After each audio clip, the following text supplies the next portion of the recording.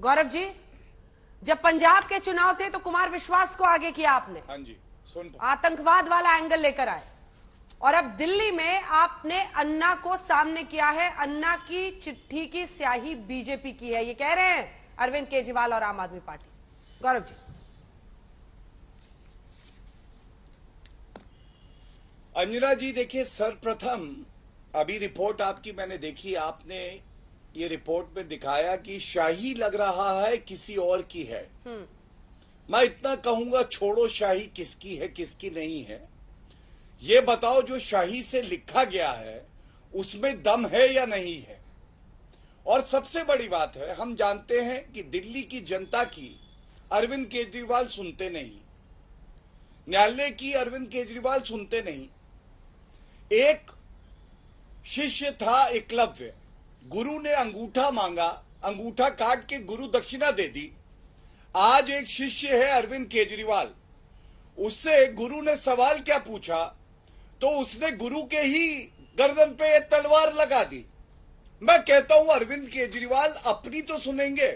ये जो चिट्ठी है मेरे पास, इसमें अरविंद केजरीवाल की एक किताब है अंजना जी, जिसका नाम स्वराज था। होना भ्रष्टाचार चाहिए था, नाम था स्वराज।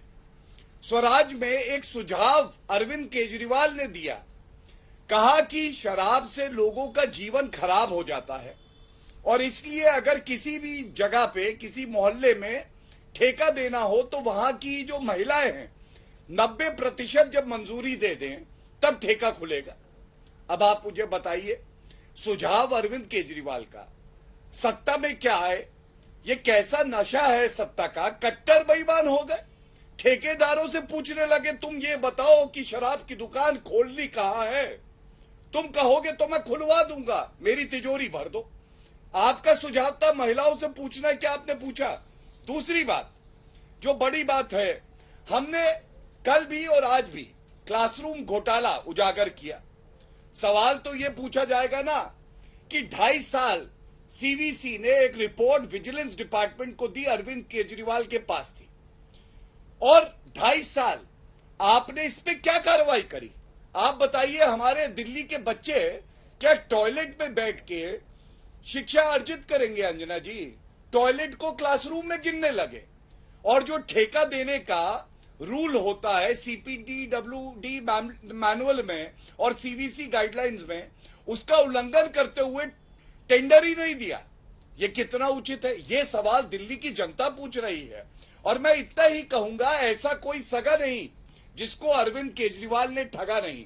आज मैं सवाल दागता रहूंगा और ये गोल पोस्ट बदलते रहेंगे, कभी इधर भागेंगे कभी उधर भागेंगे, लेकिन जनता जो सवाल पूछ रही है, जो बीजेपी सवाल पूछ रही है, वो हम दागते रहेंगे और इनको उत्तर देना पड़ेगा। चलिए, उम्मीद है कि कुछ ही देर में हमारे साथ सौरभ भारद्वाज जुड़ रहे हैं। वीडियो उनका मिल गया है, बस ऑडियो आना बाकी है, उसके बाद से उनके जवाब लेंगे। तब तक चरण सिंह सापरा साहब, एक कमेंट जल्दी से आपकी तरफ से, क्योंकि अब अन्ना सामने आए हैं और उनका कहना है कि ये बीजेपी की तरफ से फील्ड किए गए हैं। आपको भी ऐसे ही लग रहा है क्या? देखिए, जब स्वराज की बात करने वाले शराब की प्रमोशन करने लगे तो निश्चित रूप से जनता भी आहत है और अन्ना हजारे भी उसको देख करके आहत है। और अन्ना हजारे जिनके आंदोलन से ये एक राजनीतिक पार्टी बनी, और मैं कहूंगा कि उसी आंदोलन की ये पैदाइश है ये पार्टी, और अन्ना हजारे जब देखते हैं तो वो आहत होते हैं। उन्होंने इसलिए सवाल पूछा है कि आपकी नीति और नियत दोनों में कहीं ना कहीं खोट है।